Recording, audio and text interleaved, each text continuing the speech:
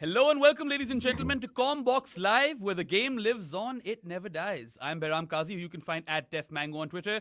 And we've got the same trio from yesterday, Rob Barron, who you can find at Moso Judge on Twitter. And then we've got former Indian cricketer and 2007 T20 World Cup winner in Robbie Uthappa.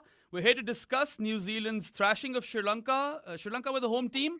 They got smashed by 61 runs and they're out of the competition. It's a bit of a bummer for Sri Lankan fans because this was their home tournament and their team basically was a no-show in the Super 8 stage, wasn't it? Yeah, it has been a no-show. I think there were some stellar performances in the league stage of the tournament, and I think their main draws in Pathum Nissanka and Kusal Mendis, they're so heavily dependent on them that if they don't come off, then they kind of get skittled out. Yeah. And they even dropped Kamil Mishara today, who's a top order bat for Charitha Salanka. And they stole 3 overs of Charith. He went for 16 in his 3 overs. But Charith at first dropped Rob Barron. That does not sound like a good plan either. No, I don't think they did many things well. But we've all forgotten that they were like 80-something for 6 after 15 overs. And they were 80% to win that game at the time, Sri Lanka. And then it all went to hell. I mean, New Zealand showed second innings you just needed to bowl relentless spin. But I don't think, I mean, you have to remember that they've lost some absolute guns through injury, and that is tough. But it doesn't look like, and it hasn't for the tournament, that Hemantha's the guy. If it was spinning loads and they couldn't trust him to bowl a third over, that's a big concern when your strike bowler's out, Patharana's dead, and well, he's not actually dead, Robbie. Sorry, that'd be shit breaking news for this podcast. Hasaranga is also no longer with us in this tournament. So that's 2 big holes that they have to fill.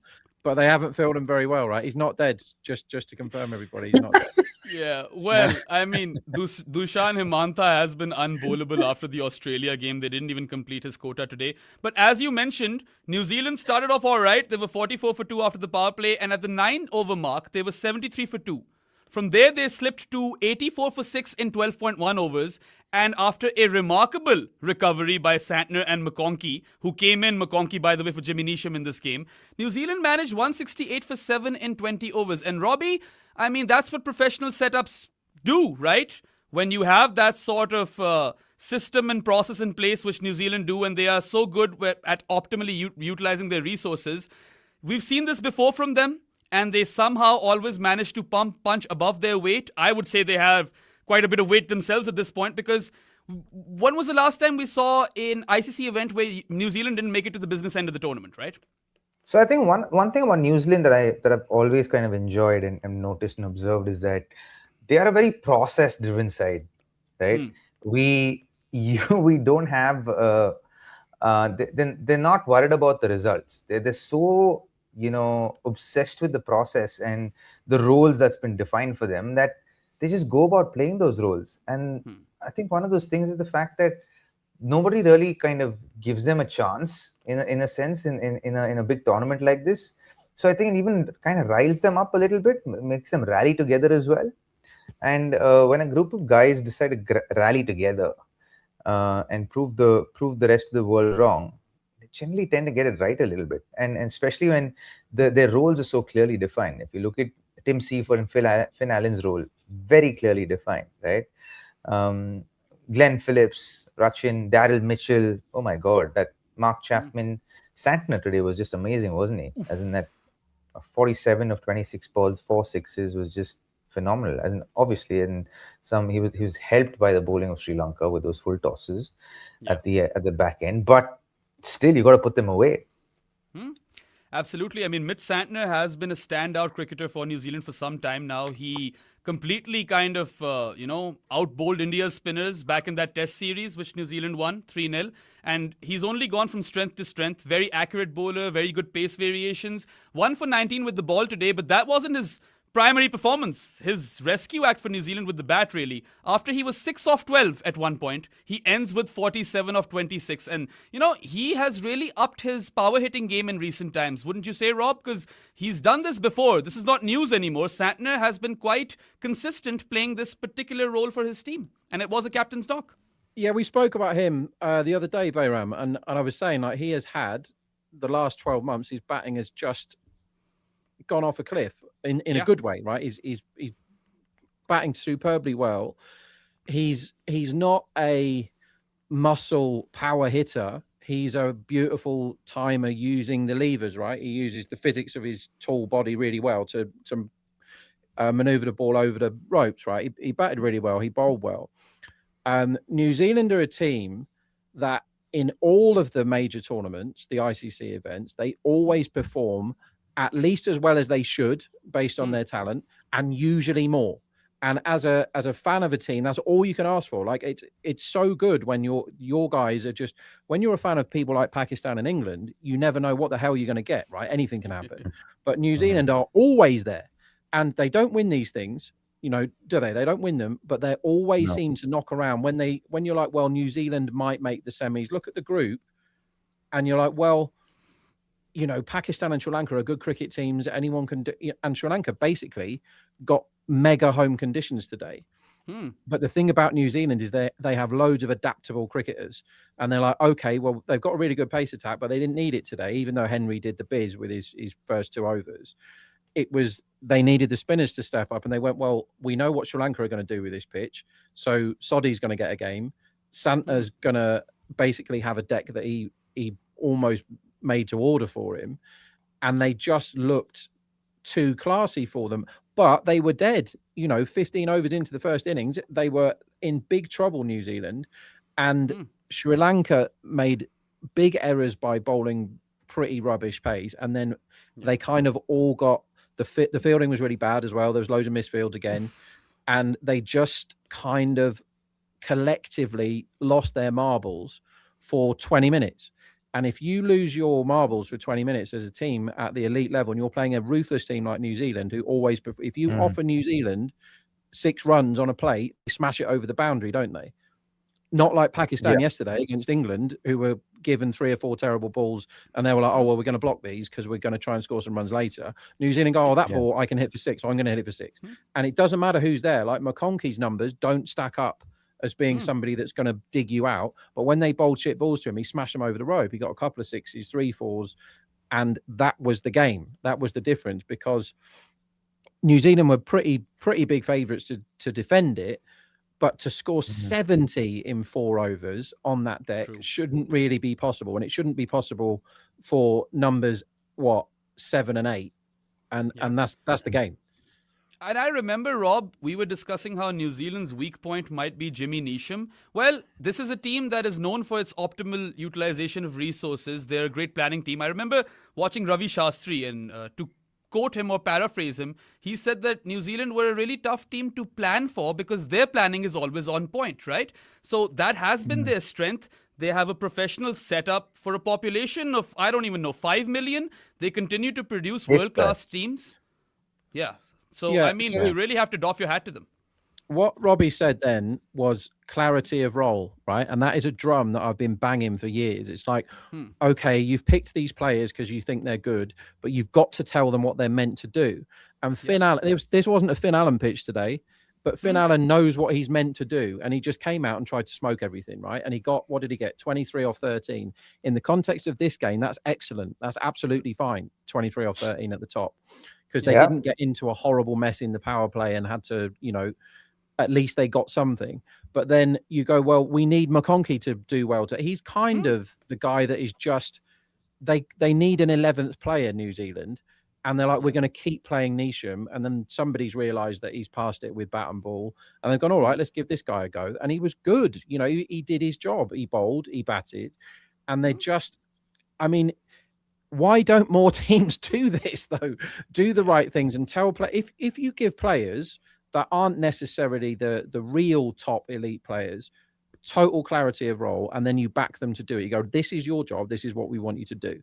And if you fail at it, as long as you try to do it, that's fine. But what we don't accept is what we saw from Sri Lanka in the chase, where they're just like, what are we doing? Are we trying to block our way to net run rate when if we lose, we're out? What the hell were they doing? Smack it, right? Try and get yourself back into the game. They scored 1-6 in the chase. And when you've got Santner and McConkey getting half a dozen sixes between them, that isn't good enough from Sri Lanka. But the innings started with a very, very good ball. And I don't know how anyone keeps that out. What do you do, Rob, if you get one of those? You just go, oh, well done. I'm out of it. Yeah, it's a good ball. It came back in. But Matt also swings the ball away. But when he doesn't swing, it generally pitches and comes back in. Right? So, and it felt like he had already pre-decided to play on the back foot rather than the front foot. So I think that's where he struggled to play that ball. As in, first ball of that, the game, when you get a ball like that, is sometimes it's best not to overthink it. Yeah, and do you think he was thinking single then? Sorry, Bayram. Do you think he was thinking single, or do you think he was thinking I'm going to keep this ball out, because he ended up playing all round? Well, I thought he was trying to hit the ball through the offside on the back foot, and it came back in. So he kind of closed his bat to try and block the ball, but ball had gone through by then. And I think he was setting himself up to score runs, right? I think he was setting himself up to get the team off to a good start and score runs. I think that's what he was trying. We already know that Sri Lanka are a team heavily reliant on Pathum Nissanka. He's a world-class bat across formats, and when he fails, they generally tend to struggle. Even when they've done well in this tournament, Pathum Nissanka, he scored that ton versus Australia, and he gets a nip-backer from hell first ball from Matt Henry, who for me is a criminally underrated new ball bowler. He also removes Charitha Salanka, who I have no idea why he was charging Matt Henry first ball of his second over. And I mean, 2 power play overs, 3 runs conceded, 2 wickets. Matt Henry kind of ended this game. Sri Lanka were 20 for 2 after their power play. I am quite sure that this was the worst power play effort in this entire T20 World Cup. And they lost it there and then, because you can't play catch-up on this sort of a pitch. We thought there might be dew around, looking at the full tosses that Sri Lanka bowled towards their death overs. But apparently there wasn't any dew. Right, Robbie? Yeah, there wasn't. Didn't seem like there was dew, because if there was dew, you wouldn't have seen 17 or 16 overs of spin being operated in the second innings, right? Even if there was, then the ball would have actually skidded onto the bat, which it didn't. The ball was still gripping and still turning a little bit. So I don't think there was that much dew. Even if there was a little bit, it could have been just a little bit, not mad. Yeah, and I mean, look, Rachin Ravindra ends up with 4 for 27 in this game. He's also run away with the Player of the Match award. Rachin Ravindra should not be getting 4 for 27 ever. How do you give Rachin Ravindra the man of the match? And I love Rachin as a cricketer, but how do you give him man of the match when Santner has played a blinder like that? Agreed. I'm with you. For me, that's something I'm still trying to wrap my head around that. These decisions for man of the match, as somebody that bets on man of the match pretty much every day, some of the decisions are outrageous. You're a bet on man of the match? Yeah, man. Some of my best days are betting on man of the match, and some of my funniest when you back somebody and you're like, oh, he's definitely going to win, and then they give it to some clown that happens to get like 2 guys caught along on at the end or whatever. But yeah, like Santner broke the game. I think kind of any spinner would have been fine for New Zealand in that chase, the way Sri Lanka chased it. I'll tell you another thing that frustrated me about Sri Lanka, who, despite the injury, still have enough talent to put up a better show than that, don't they? Was the Kushal Mendis was clearly injured at the start. And so I think Ian Smith made the point on commentary. He was turning a lot of 2s into 1s, and he chewed 22 balls open in the innings for 11 when he was injured. Now, a strong coach there hooks him and, retire hurt, come back later if you want. But you cannot plod when you're chasing 168, 169 on a tough pitch. You can't have one of your openers injured, limping around to get 11 off 22. It's not good enough. So that's when you go, listen, mate, we can't afford. You're either going to hit out or we're going to retire you hurt, come back later if you need to, and we'll get somebody in that's going to make use of this power play. Somebody like Shanaka or maybe even Welalaga, just somebody that can whack. Even like if you're going to just try and break the power play and not burn too many wickets, you can go, right, someone like Theekshanu who can't bat anyway, he's much better swinging than a guy on one leg just like missing the ball, taking singles when he could get two. There's no thinking here from Sri Lanka. They just sort of laid down and died. Like Commbox had a bit of a go, but the game was already up by then. The only two batters who looked to be in some sort of touch today from Sri Lanka were Kamindu Mendis and Walalage. And Walalage scores that knock when Sri Lanka done and dusted already. But truth be told, like, after losing that momentum in the first innings, after having New Zealand at 84 for 6 to have conceded 168 and only taking one more wicket, right? That was kind of a big blow in its own. He's someone who's batted really well for them in the middle order. I think their saving graces are Walalage and Kushal Mendis on top, along with Pathum Nissanka. Right, these are the kind of usual suspects who actually do well for Sri Lanka, who've been doing well. Like one of the things I don't understand with the Sri Lankan team, right, today is they're a very talented bunch of cricketers. I just don't think they believe in themselves enough that they can actually succeed at the highest level consistently. It feels like it's a mental thing than a potential thing. And I feel things like were going their way. Like it's their home conditions. Premadasa they've had is a momentum ground in through which the tournament. They've played a lot of cricket over here. This is their main ground at home. And then they also win the toss. I don't think this game was decided by the toss eventually because there was no dew. So Shanaka probably made the right call to bowl first. It's fine. That's not what the game was lost. But it was just a lack of conviction, a lack of application. And one thing that New Zealand do really well, which I didn't see anything in that aspect from Sri Lanka, was running between the wickets. New Zealand converts those 1s to 2s for fun. At some points, I felt like, they've decided against the 2, but they actually had decided against the 3, right? Like that's how well they run between the wickets. Glenn Phillips has motors on his feet. It's insane. But they do the right things a lot, New Zealand, and you don't have to question whether or not New Zealand are going to be up for it when you play against them in a major tournament. They're going to be up for it. Everyone's going to try their absolute best. They might not win. They might not perform optimally, but they're definitely going to try to. Whereas it felt like Robbie said there, it felt like Sri Lanka weren't really up for it. And if you're not going to be up for a must-win World Cup game at home, when are you going to be up for it? And none of them really stepped up and performed in a way that gave them a chance. But you need more than in a T20. It's not you're going to need a bat and a bowler, or at least the fielder get amongst it. The fielding was hopeless. Like the Shanaka drop, my God, like that's impossible to drop that. Theekshana dropped one, but Theekshana's rubbish at fielding. But Shanaka dropped one that he should never ever drop, and they got away with him because they got both those guys out pretty soon after, I think. But it sets the tone for everybody, and they didn't look like an outfit that was really amped for today. And you, as a pro cricketer, Robbie, right, you don't get that many huge games. This is a World Cup must-win game at home. How many of them do you get in your life? Not many. And they can't look themselves in the eyes tonight, Sri Lanka collectively, and go, we did our best today, because I don't think they did. That they were in a position where a good team who's got them on the rack at what was it, 80 for 6, 84 for 6 they were with if you get one of the next two out, you are genuinely into the bowlers. To basically get from being 80% to win to losing immediately, the 4 overs of hell at the end for 70, and then lose a wicket first ball and never look like they never looked like chasing that for a second, did they? No, as in they kind of lost it in that All right, first we've got 3 a super overs, chat right? over here by Matt Henry had Akshu? eliminated them like really early on in that chase. Yeah, Akshu asks, or he just says that when I suggested the possibility of dropping Nisham and relying on Rachin Ravindra and Sri Lanka after the New Zealand-Canada game, I did not think he would take 4 wickets. 4 for 27 for Rachin Ravindra might never happen again. That's how rare this is. I'll tell you what, Akshu, I reckon, Rachin didn't think he was going to take 4 wickets either. Even Glenn Phillips ends with what, 1 for 21 or something like that? Surely he should go for more runs, right? Well, like this was he insane. bowled the bloody 20th, didn't he? So New Zealand worked it out. New Zealand went. Lockie bowled 1 over for 2, didn't he? And didn't come back. Needed anymore, because New Zealand worked out. All we got to do, lads, is bowl spin, and we've won.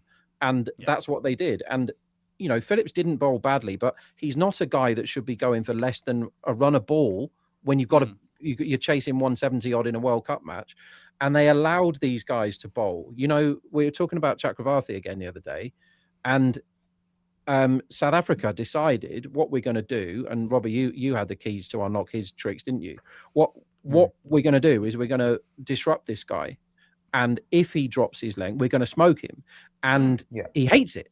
Whereas they just let all these spinners who, you know, when we talk about who are the best spinners in this World Cup, we're not going to mention Glenn Phillips and Rachin Ravindra, are we? In the big shake-up of it, these guys were allowed to bowl today, but there was one extremely funny moment today, and that was what over was it?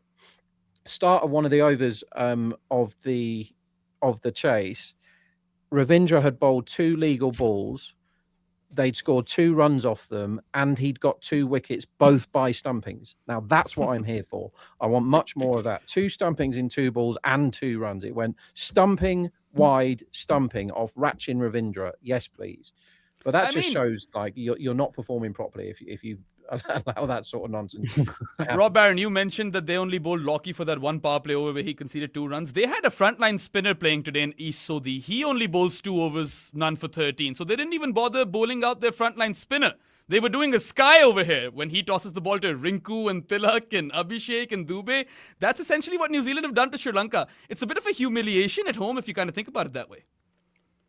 Well, yeah, it is, isn't it? When you put it like that, you go, well, Lockie, who was really good at the start of the tournament, and nobody likes the good Lockie when he's cranking his pace up. They just went, 1 over for 2, that's enough. Sodhi, who's got an incredible career record, and him and Santner were joint top wicket taker in one of these World T20s. They were like, well, I don't know who spotted it, but they were like, well, maybe it's not quite coming out. Maybe we don't quite need what you're offering here. And we're going to bowl 4 of Glenn Phillips instead. But it worked. It felt like they could have bowled, you know, they could have told Mitchell to bowl spin and it would have been effective with the intent that Sri Lanka had against them. But I'm just disappointed that Sri Lanka didn't try a bit harder. And I don't think they can come out and say we gave it our best shot. Like, who was trying to hoof it at any time?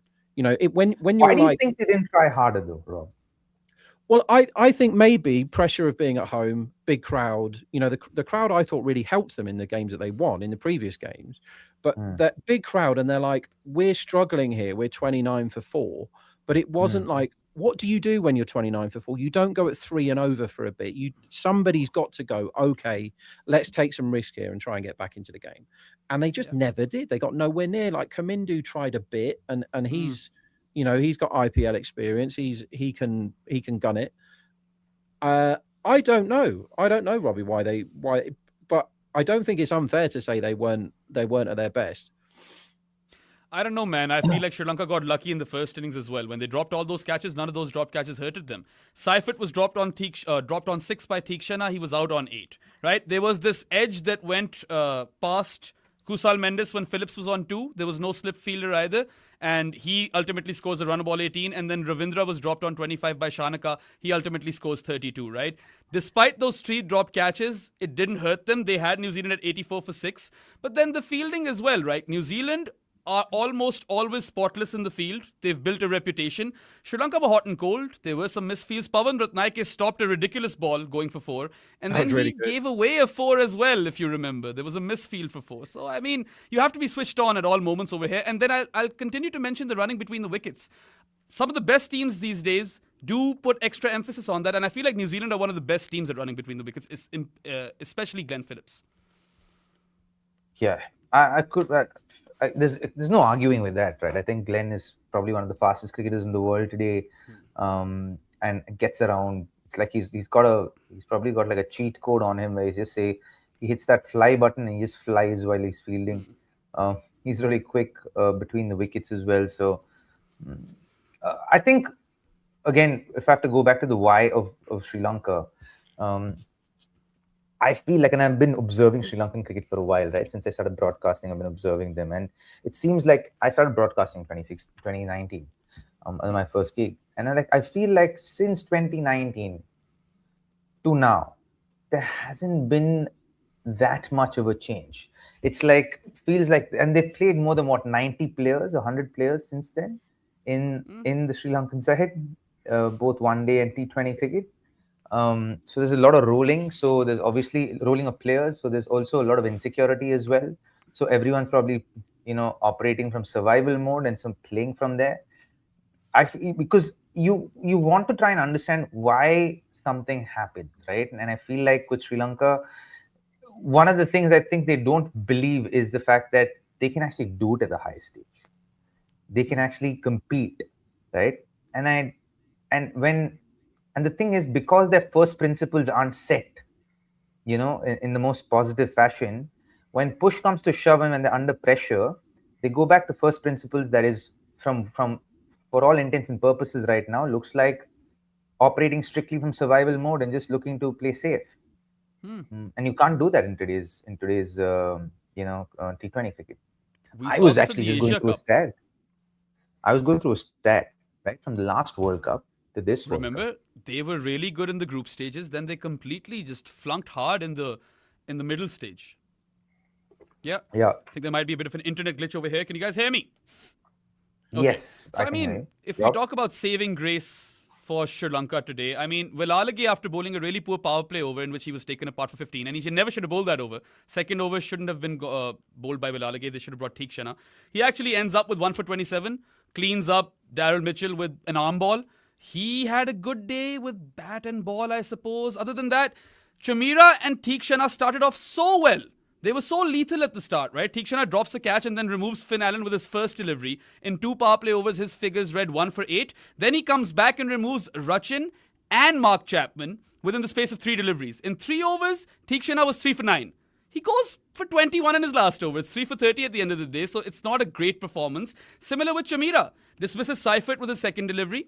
1 for 6 in 1 power play over. Comes back. The catch is dropped by Shanaka of Rachin. Then he cleans up Glenn Phillips with an absolute corker. That was a great nip backer as well.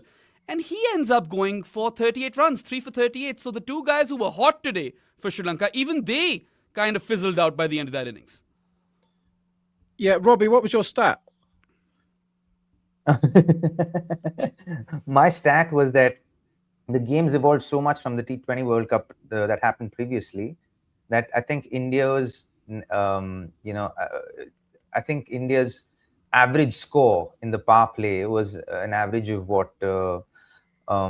8 runs and over, 8.5 runs and over, and now since then has been 10.5, 10.8 runs and over, right?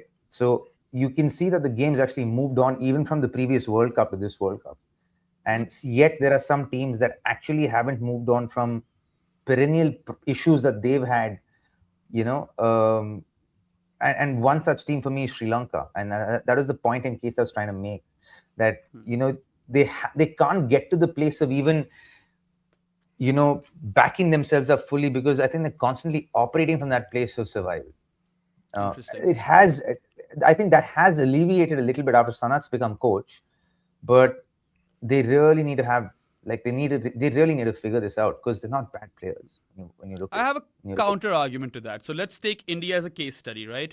They used to play defensively in T20s and used to kind of bash in the last 10 overs up until that semi-final in Adelaide in 2022, where they lost by 10 wickets. And then they didn't lose a game up until recently, right, versus South Africa and Ahmedabad. But there's a lot of stuff that happened in the process. Rohit Sharma evolved himself into Rohit 3.0, and that transformation probably inspired the rest of the team to play in that manner. Even Virat, before that final innings, right, where he plays like old Virat, he was trying his best to just play fast. And you see that buy-in from the team, but India had the resources as well. They had the sort of players who could play that sort of cricket. Whereas I feel Sri Lanka don't even have those sort of players who could potentially play like that. I feel like that is a bit of a handicap as well. They have to pick them though. So I'm not sure why the spin cupboard is so bare at the moment for Sri Lanka, because it used to be if they had one missing, then there'd be 3 or 4 that weren't too different that would come in. They've lost Hasaranga here, and we're now watching who was it today, really? You're looking at Hemantha, who's not been good in the tournament. He got a really helpful pitch for a spinner, and he wasn't trusted to finish his job today. He was then put up ahead of Welalaga for batting, which is complete madness. He's not very good, right? And they had guys like Dhananjaya, who I looked earlier. He got a 7 for in a game last month. Where's Van der Sey? Like, where are these spinners? Like, Sri Lanka used to have loads of them. They've turned up at the World Cup. Like, Hasaranga had a bad hamstring anyway. It wasn't a huge, and Pathirana is a walk-in injury, I always want to bet on Pathirana because I think he's great, particularly when Chennai death-load him, right, and he bowls 4 at the end because he gets loads of wickets. But you can't ever back him properly because he's 50% to get bloody injured every game, right? So they need to look at this Sri Lanka in the development of their players and keeping them healthy. But you would think when you've got a legend like Jayasuriya at the helm, and then you've got arguably T20's best ever bowler, Malinga, advising these guys, why am I still seeing Shamira, a very experienced, very talented bowler, chucking in 4-6 balls in every single spell he bowls? Because he does. He bowled one of the best balls. He didn't get a wicket, but he bowled an unbelievable back of the hand slower ball today that missed the stumps by 1/4 of an inch. And you're like, how much talent has this guy got? And his wicket taking deliveries were fantastic, but he also bowled some absolute filth. And you can't have your attack leader who chucks in the odd terrible ball in an over. I'm talking about 1 and over, not 1 a spell. You can't have that at this level because the backups, you're not suddenly going to get the game-breaking spell from Madhushanka at the moment, are you? It doesn't feel like that's possible. Whereas New Zealand can go, well, and to be fair, England did this yesterday. Rashid didn't have his best day. He's an all-time great England bowler, but he didn't have his best day. Dawson stepped up. The spinners that they did have didn't really step up, but no one helped. Chamir is meant to lead that attack. He did get his 3 wickets, but he went for 38 on a tough pitch, and that death leaking killed them. But I thought in the last World Cup, was the last World Cup the American one, right? Horrible pitches. I thought Sri Lanka were massively well suited to that with the team they had and the attack they had. You would almost pick the Sri Lankan attack above the vast majority of the others in those conditions, and they buggered it up. They just didn't really turn up for this tournament. They've got the personnel. I think very unlucky with injuries this time, but it feels like, I don't know whether it's a money thing, it feels like they need to sort it out at an entire cricket level rather than just picking out names today and going, he didn't play very well, he didn't. They should have more strength in depth because they certainly used to with the white ball stuff, didn't they? Yeah, I mean, look, Dushan Himantha was unbowlable today. He bowls 2 overs that go for 22. And Charitha Salanka, who isn't even a frontline bowler, goes for 16 in his 3 overs. That shouldn't be happening when Dushan Himantha is the Hasaranga replacement. Now, they might want to bat till 8, but Jeffrey Van der Say could help them in a way that they might not need to bat till 8, right? Why didn't he had been in form? Where's Kamindu today? Is he in the squad? No. He could have been an injury replacement, though, for Hasaranga. And that's a big miss. Don't get me wrong. Hasaranga is the most valuable player, but you got to pick better cricketers, I suppose. What injury does Hasaranga have? Because it's like he refuses to stay fit.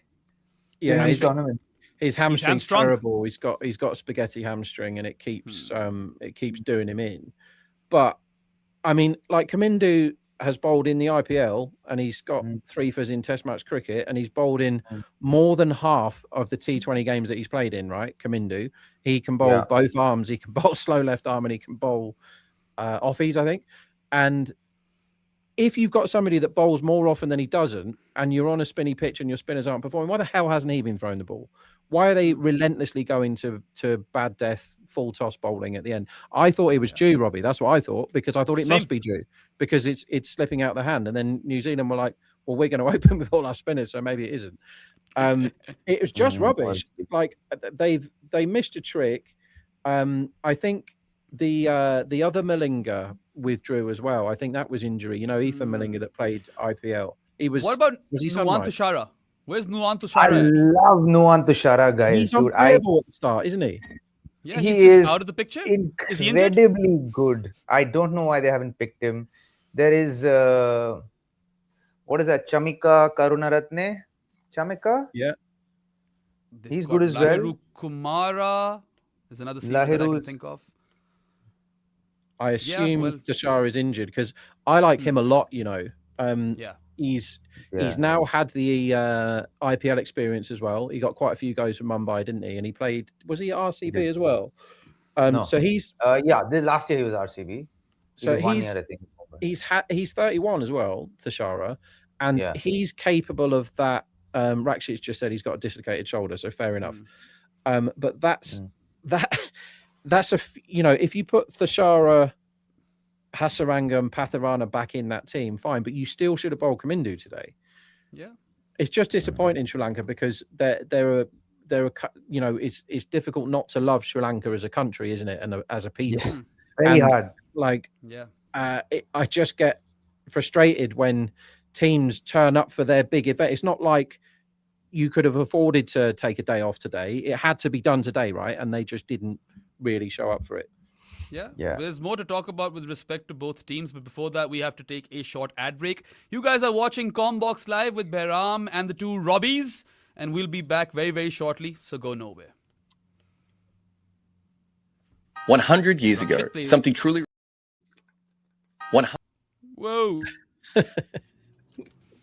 Rakshit is... 100 years ago, something truly remarkable happened in cricket. No one knew how to get Bradman out. And so, some of the smartest minds in English cricket got together in a smoke-filled room to Lords, and they talked it out. It is no different than you talking with your uncle, with you whispering at the back of the bus, with you sitting around in the tea room arguing with your friends. This is what we do in cricket. We love the game, we talk about the game. And that is what we do at Commbox, where the game lives on. So Welcome good. back to Commbox Live. You guys are with Behram, Robin Uthappa, and Rob Barron, and we were currently discussing how Sri Lanka might not have utilized their resources properly and might not have picked the right guys to replace some injured folks who were really integral to their campaign. Of course, Hasaranga and Patharana are top-tier players. And New Zealand are the opposite. They pick the perfect players each time. Cole McConkey, no one would have talked about him, but he was an inspired selection today. What, none for 20 in 3 overs, bowled in the power play as well, and clutch runs with the bat. We'll talk about Santner, but McConkey was there to, give him company. And how do you guys feel about New Zealand progressing forward? Because I feel like they've got 1 foot in the semi-finals now because of the net run rate bump, right? Through this game. Can they challenge the best in the business? Because I have them ranked lower than India and South Africa. Typically, you would rank them there, right? Because of how well both India and South Africa are playing. And New Zealand have been consistent, but New Zealand's never a team of superstars. They're just a team of, of men who actually play for each other and execute their roles with just absolute precision. And that's what makes them such a solid side. And I think because they fly so much under the radar, people don't really take them, I won't say seriously, but there's respect for them, but they don't really give them a lot of chance, I'm saying, okay, they will make it. It is interesting, right? You say that, and I completely agree with you that they don't often have superstars. Maybe Kane Williamson was one. Back in the day, Shane Bond, you could count. Martin Crowe in 92. But you look at this team, and I feel like they are very well suited to out-bat opposition teams, because after that very destructive opening pair of Finn Allen and Tim Seifert, which I feel is an underrated opening pair, Rachin got runs today. He's been a bit of a weak link, but at least he's turning out, or trying to show some form now. That middle order of Glenn Phillips, who I think was built in a lab to play T20 cricket. He is the perfect T20 asset. Followed by Daryl Mitchell, who's been in insane form, and now he's hitting the ball from ball 1-2 these days. And Mark Chapman, again, very underrated and left-handed batter. They've got the depth, and Santner, as he's shown us today, can whack it. So I feel like their bowling is a bit reliant on, you could say, Matt Henry and Mitch Santner. But if they have to chase down a total or set an above-par total, New Zealand are adept at that.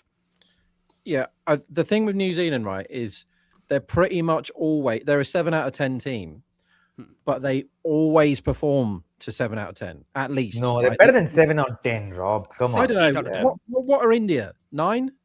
India at 9.5 for me right now. 9.5, I'd say. Okay. Even though they're playing like a 7.5, but they're actually 9.5. If you just look at India's squad, and this is a squad 7.5 out of 10. Yeah. They so just on India. Perform. Sorry, mate, go on. Yeah. If India, they don't even have Jaiswal in the squad. Jaiswal would make every other team in the world. And just on the squad composition alone, without Jaiswal and Shreyas Iyer, this might be the greatest ever T20I outfit assembled because they've got all these bases covered. So yeah, you have to bump them up to 9.5. I think I'd give New Zealand 8 and South Africa perhaps like an 8.75. Okay. All right. Let's give them 8. Let's give them 8 out of 10. But you're playing an 8 out of 10 team. Whereas if you played a West Indies, you might play a 9, but you might play a 2. And with England, you might play a 9 and you might play a 2. With Sri Lanka, you might play a 6, you might play a 1. With Pakistan, you might play a 0, you might play an 11, right? They're the most ridiculous team of all time. But you know that New Zealand will definitely perform properly every time you play them. So if you have a bad day, you lose to New Zealand, right? You do. It's not like bloody sprinting where Bolt's going to win because he's the fastest or whatever. It's if you don't turn up on the day against New Zealand, they will beat you. That's what happened to Sri Lanka today. They didn't turn up for basically 5 overs at the end of their first innings, and they lost. I would not want to play New Zealand if you're not really firing. You know, we've spoken about India a fair bit. They keep losing a wicket in the first over. Abhishek has been ill, and the 3 and 4, the engine room, are scoring out a run a ball, and they're getting about 25, and they're getting out. Big concerns for India. But just imagine, right, if you could go, all right, then we'll have Jaiswal, Gill, Shreyas Iyer. What about Suryavanshi? We haven't even spoken about him. He walks into a lot of teams at the moment, the way he's playing. He shouldn't do, because he should be, doing his bloody homework or whatever. God knows how they're going to look after him. But Jitesh Sharma is another one. Really talented player. Sanju Samson, he could be in. Yeah. They've got 10 guys that would start, that aren't in the squad, that would start for everybody else. But the ones they're playing at the moment, even though if you look at it on paper, they're great names, Abhishek, Kishan, scary stuff, sixes everywhere, enormous strike rate. Tilak, unbelievable number, really, really consistent, doesn't get any low scores. Sky, one of the best white ball, or one of the best T20 players ever, but they're not in form, these guys. They're getting bailed out by Dubé and various others, Hardik sometimes. It's an open tournament now, this one. And again, 10 days ago, before India got stuffed, I was saying, well, it feels like everyone else is fighting to play against India in the final. I don't feel like that now. Cricket changes quickly, doesn't it? It's a proper open tournament that unfortunately, there's only 5 teams that can win now, really, because Pakistan need to, defy the laws of the universe and do some crazy, everyone needs to beat everyone on the right day by the right number, and then Pakistan might. But basically, there's 5 teams left in this World Cup, but they're, as I said right before the tournament started, that you can find holes in all of them, but apart from India. But now you can actually find the holes in India, can't you? And so it's a lot more open a competition than I thought it was 10 days ago. The counter argument to that is that India don't have a terrible day like they did versus South Africa. Someone will step up, and we've seen them do this quite regularly. Whereas, as you described, New Zealand, they're not a volatile team. If they're 8 on 10, they are consistently 8 on 10. But on the days where they have to be 9 on 10 or 10 on 10, we don't quite see that either. That's probably why they haven't won things, right? Apart from that Champions Trophy back in the day and the World Test Championship final, which was incredible. Like that, you have to give them. Yeah. Well, okay. You were saying something? No. Go ahead. So, with New Zealand, the thing about New Zealand, even, right, like the fact that a lot of people write them off and they're such a consistent side. We've seen them, like even in high pressure games. If you remember the 2019 semi-final against India in that one-day World Cup? Yeah. Remember that? I was there. Yeah. So what, then India needed 250, 260 or something like that? If that? Maybe even less than that. Less than that, I think. It was a 2-day game in the end, wasn't it? Because of the rain. Yeah. And it was seeming conditions. And what did they do? Nothing. Just so process driven. Just hit the right areas, right? Didn't just ask the right questions. Didn't try anything else, right? And literally, knocked India out of the tournament by virtue of just being process driven. And that is their secret sauce. And which is why, for me, irrespective of any World Cup, for me, they're always in the top 4 because they are such an unassuming, high-performing team. Look at the amount of finals they've made, right? 2015 World Cup final inspired by Baz McCullum. He doesn't click in the final, and Mitch Starc has a brilliant day, so they lose that. 2019 World Cup, they should have won if not for boundary count, right? We all hate boundary count because of that, and it didn't even survive. Not you, Rob. 2025. They should have just done the bowl out. Yeah. Well, you know a thing or two about the bowl out, right? You hit the stumps. I will talk to you about that one day. I need to ask about that now that's been said, right? So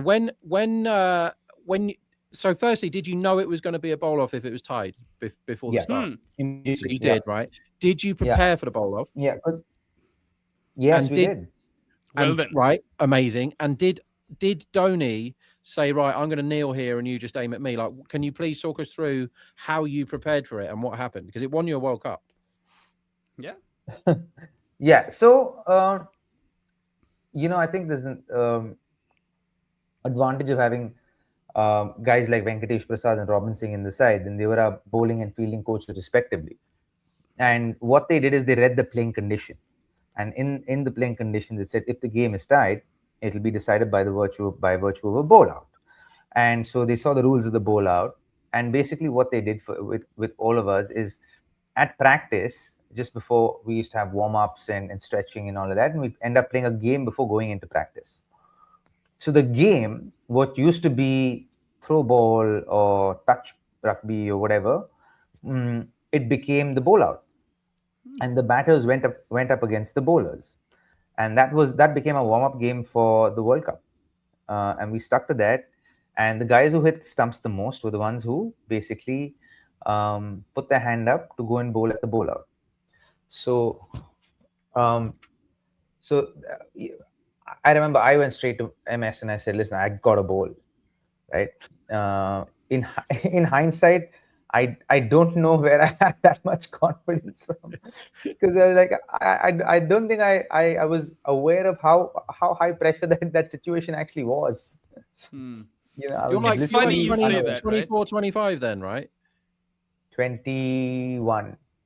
Oh, Yeah. wow. Okay. So that's just the confidence of youth, isn't it? It's just like, I'm going to hit. Yeah. But you're a professional athlete, right? You're obviously really, really good at sport, and you should be able to hit the stumps from 22 yards. But try telling that to Pakistan, who were trying to get the ball to swing. They were trying to swing or wag it into the stump. Like, what the hell were they doing? It makes complete sense that Robbie says they had a game going on, because India's regular bowlers didn't come out to bowl, right? There was Robbie, maybe Harbhajan was there, and Viru, was it? Viru. I think those were the three. Yeah. And Pakistan's and then there's regular going to be bowlers. Irfan and there was going to be Irfan and Srishant, the other two. Was it 3-0? Was it 3-0? Yes, it was 3-0. Yeah. And it was this one, wasn't it? It was the Robbie's mentioned how the coaching staff had read the playing conditions and they were preparing for a potential bowl out. I can bet you good money that Pakistan had never read the playing conditions. They would have just found out about the bowl out when the tie happened. That's what I think. They had maybe no I'm clue. wrong. No, they had no clue. Well, this is elite sport, isn't it? If you prepare more, you're going to win more, right? Yeah, absolutely. Yeah, it's really interesting that. And Dhoni standing behind the stumps, kneeling down, asking us to aim at him. It was just an unsaid rule. He just stood behind the stumps. Just became a target behind the stumps. And he just told us, bowl to me. That's a great anecdote. I can't believe Kamran Akmal didn't see that. Didn't see Mahi doing that. Well, I mean, Kamran Akmal didn't pick up on a fair few things in his career. Let's go to the super chats then, because I think we've pretty much discussed the game. Unless you guys want to talk about something. No, I'm done with that game. Yeah, no. It was a game to forget, I suppose. Up until that 12th over, I suppose, where Sri Lanka looked quite good. Andy B asks a super chat where he says, West Indies match up well with South Africa. They demolish pace, off and finger spin. Moti will trouble South Africa on the other side of the ball.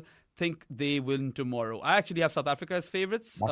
Yes, Hetmeyer is a spin destroyer, but he'll only get Maharaj, right? That's about it. It's Maharaj is a very different left-arm spinner than any other left-arm spinner is. I think he's arguably one of the best left-arm spinners in the world right now. Easily. Yeah, he knows his game. I think it's 1 in 3 West Indies win tomorrow. It's the early game, isn't it? Is that right? Yeah, it is the early game. And Mash, who's been on this podcast before, he does all the Caribbean cricket and runs the Caribbean cricket podcast.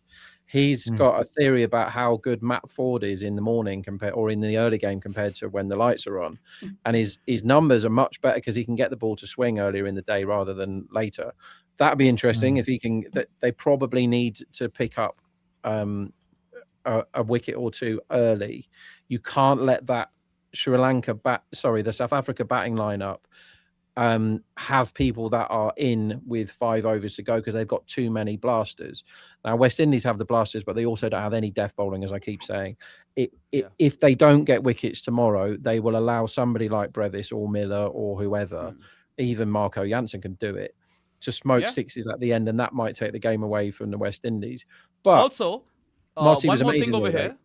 Sorry to interject over here, but South Africa have played a fair bit of cricket in Ahmedabad now. I don't think West Indies have played there at all, right? And we don't know if there'll be a black soil pitch or a red soil pitch or a mixture. But here's another one for you guys. South Africa have, 3 big-time southpaws, left-handed batters in Quinton de Kock, Ryan Rickleton, and David Miller.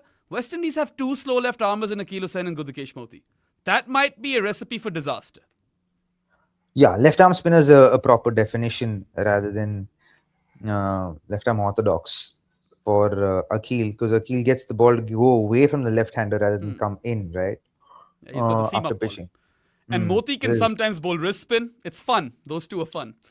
Moti, I actually like Moti because I think Moti is like just the way he bowled those. You saw he got those guys out. We were discussing that yesterday, weren't we? In the previous game against Zimbabwe. I think he'll be riding high on confidence as well. So I think they'll go up against the South African southpaws, but I'd keep an eye out for Brevis. Yeah, I think Brevis has had a middling World Cup so far. He's yet to have like a breakout game, and I suspect it could be tomorrow.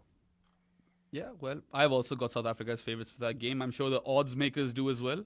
Rob's given the West Indies 1 and 3 chances. So let's move on to the next super chat, please. We have Rohit Kumar Jha. If we could bring this up. I think Rakshit has terrible internet on his end. AHM is big. West Indies don't have the singles game. South Africa to win. What's AHM? Ahmedabad. Oh, right. I mean, the West Indies have been ruthlessly efficient, as we've been talking about, but pound for pound, South Africa are the better team. And West Indies is also another team who I feel need to outbat opposition teams because they don't have the best of bowling attacks and their death bowling is crap. So, I don't know, man.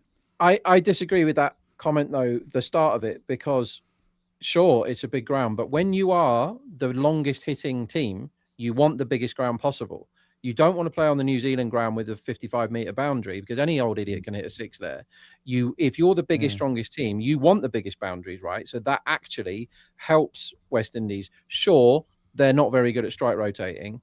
It's not their thing. But that was a blueprint that won them 2 World Cups. Sod the singles, let's smoke it over the boundary, right? It took so long for all the other cricket teams to work out that that's how you were meant to play this game.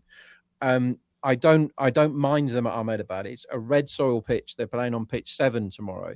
And that's usually the one that's quite bouncy and not so spinny, which I think probably helps West Indies. But well, Marco Jansen plays for South Africa, Rob. He does. And the thing with Marco Jansen, who's extremely talented, is he's like 5 good days, 5 bad days. He's one of them, isn't he? So it's which one of him turns up tomorrow will have quite a big impact on the game. Yeah. I didn't think I'd be saying this, but Lungi and Gidi. But how do you know they're playing on pitch number 7? Has that already been announced? I read it. I'm always sniffing around for these things, Robbie, because they're very important for betting. Pitch 7 red soil is what I've been told. Okay. Fascinating. And so well, let's see how Marco goes. But Ngidi has been the guy for South Africa in this World Cup so far. Rabada's not done his best stuff, has he?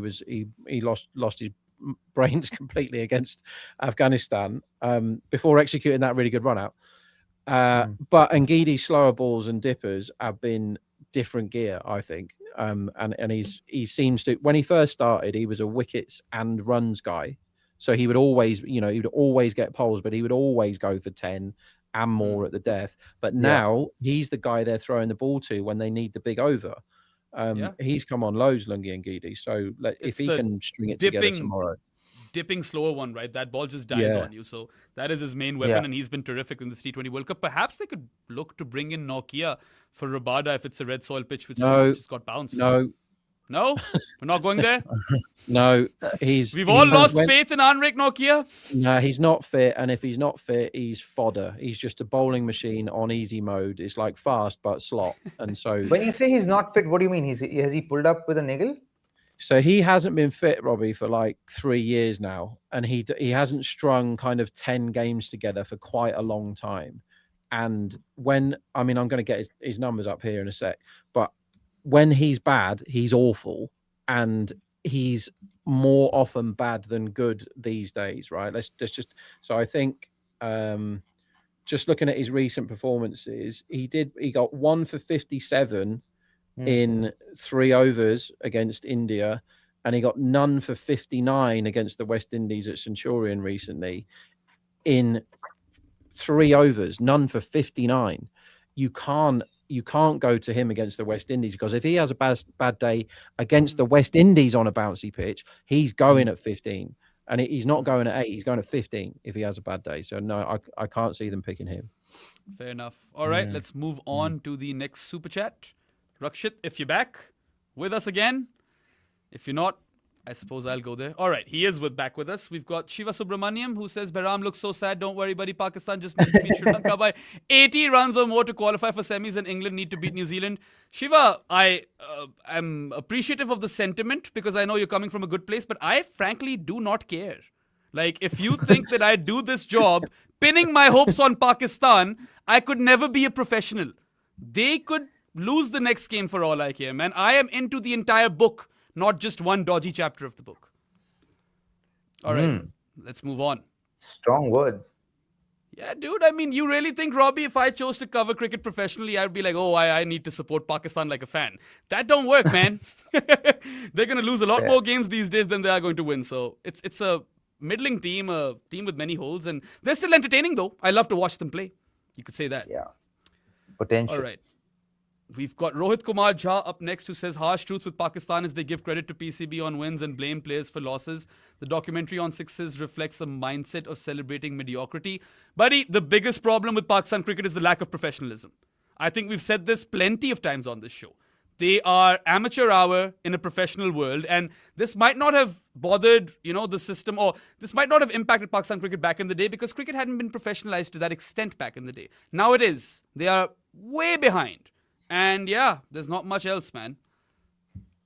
Robbie, I've got a question for you, mate. We were talking about Lungi and Geedy's like dipping slower ball then, and how difficult it is for bats to pick up. When you were on the circuit, particularly IPL stuff, was there a ball or bowlers that had a particular ball that you were like, I really hope this guy isn't playing today, because I hate this ball, I hate this slower one, or I hate this bouncer, or I hate this spin bowler that's got the one that does that? Was there a ball or a bowler that you were just like, nope, I can't pick this guy, or I really don't like it? Are you going to say all of them are easy? No, it's fine. No, I'll tell you. The most annoying one for me was Moni Morkel, because I hated how much bounce he get just off good length. He was not the quickest guy, and he was quick. He was 140, 145 clicks, but just the bounce he got, right? Just off good length, like the ball that you're supposed to be the front foot defense, it'd be hitting the top of the sticker, man. And so that was really annoying. It felt like and especially when you hit that back, like the back of a length, you probably hit it at the slightly above the middle, but his would be at the top of the sticker.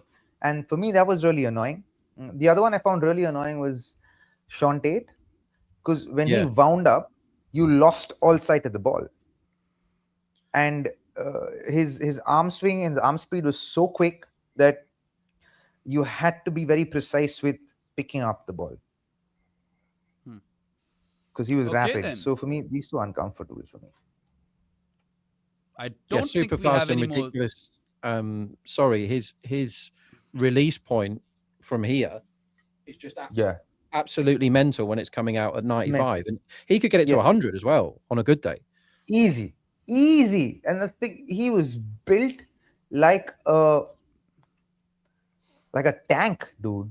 He was built like a tank. That guy was big, and then he was intimidating as well.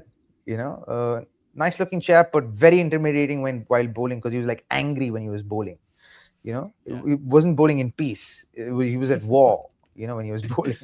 So that Well, was there's a reason he was called the Wild Thing, right? Like that nickname didn't invent itself. Do you remember Yeah. the 6 Pollard hit off him once? It's the loudest noise I've ever heard a cricket bat make.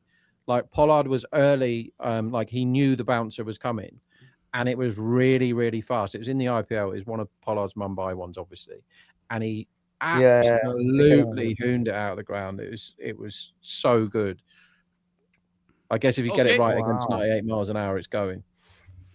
I think we are close to the hour mark. We don't have anything else to talk about with respect to this game. Thank you guys for showing up for this show. I hope you guys had fun. I certainly did, even though it's been a long day for me. I've been talking in front of a camera for 6 hours now. So got to love cap it, Bayram. I do love it. I cannot complain. I would Yes, not be doing admit it. anything else. Yeah, this is where Don't I'd rather complain. be as opposed to anywhere else. But anyway, thank you everyone for your interactions and your super chats. They do make a difference and we really appreciate you for them. Also, follow Commbox everywhere. Like, share, and subscribe. Tell your friends about it. Spread the word. And we're about to take over. So, thank you for being one of the first few people who have joined that bandwagon. Anyway, we'll see you tomorrow once again after the double header, and we'll be reviewing both of those games. Till then, you guys enjoy yourselves, have fun watching the T20 World Cup, and yeah, we'll see you tomorrow. Have a good one. Goodbye. Cricket has never finished at the close of play. It lives in the arguments, the memories, the comment sections. Cricket makes you talk. Commbox is entering that chat.